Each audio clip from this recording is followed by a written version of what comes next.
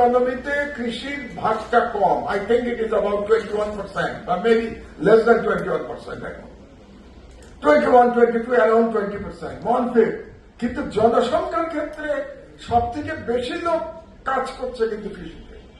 কাজে কৃষি is important, আমার জিডিপির জন্য ইম্পর্টেন্ট না হলেও কৃষি আমার এমপ্লয়মেন্টের জন্য ইম্পর্টেন্ট, কৃষি আমার ফুড সিকিউরিটির জন্য ইম্পর্টেন্ট, এবং এরপরে আসবে সার্ভিস সেক্টর। তো আমি এখনো মনে করি আমাদের 1 এবং 2 ম্যানুফ্যাকচারিং এবং কৃষি হওয়া উচিত আমাদের দৃষ্টিটা।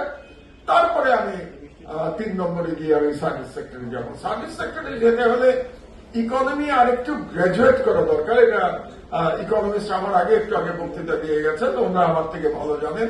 কিন্তু অ্যাজ এ প্র্যাকটিসিং পার্সন, একসময় মিল কারখানায় কাজ করেছি, সেই অভিজ্ঞতা থেকে আমি এই কথাগুলো বলছি। আচ্ছা, তাহলে প্রথম হলো আমাদের তাহলে জিডিপি গ্রোথ বাড়াতে হবে। এটা হচ্ছে আমার টার্গেট নাম্বার 1 হওয়া উচিত গভর্নমেন্টের। আমার জিডিপি বাড়াতে হবে। কি সমস্যা, এটা নিয়ে বসা দরকার সরকারের, সব স্টেক হোল্ডারদের সাথে বসা দরকার।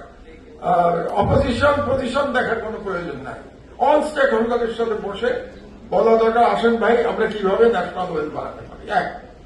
নাও নেক্সট পয়েন্ট, আমরা যদি ধরে নেই, খুব শর্টে আমি শেষ করবো, এই জন্য ডিটেলসে যাচ্ছি না। আমরা যদি ধরে নেই যে আমাদের জিডিপির প্রবলেম সলভ হয়ে গেল, আগামী 2-3 বছরের মধ্যে আমরা জিডিপিতে 5-6%, অন্তত 6% চলে গেলাম মিনিমাম, তাহলে এরপরে আসবে ডিস্ট্রিবিউশনের কথা, যে ওয়েলথ ডিস্ট্রিবিউশনটা কি করে হবে।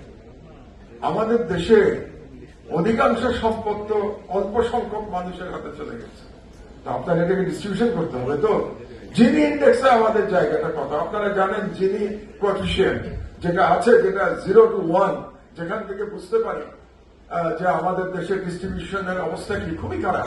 আমাদের 0.5 এর কাছাকাছি, 0.5 মাঝামাঝি, মনে হয় যেন মাঝামাঝি, কিন্তু 0.5 ইজ ভেরি পুয়ার। আসলে 0.5 ওই অ্যাকচুয়ালি হিসাব করলে এখানেও হয়তো হিসাবে প্রবলেম থাকতে পারে। অ্যাকচুয়াল হিসাব করলে হয়তো 0.5 এর থেকে খারাপ দেখতে পাবো। মানে হচ্ছে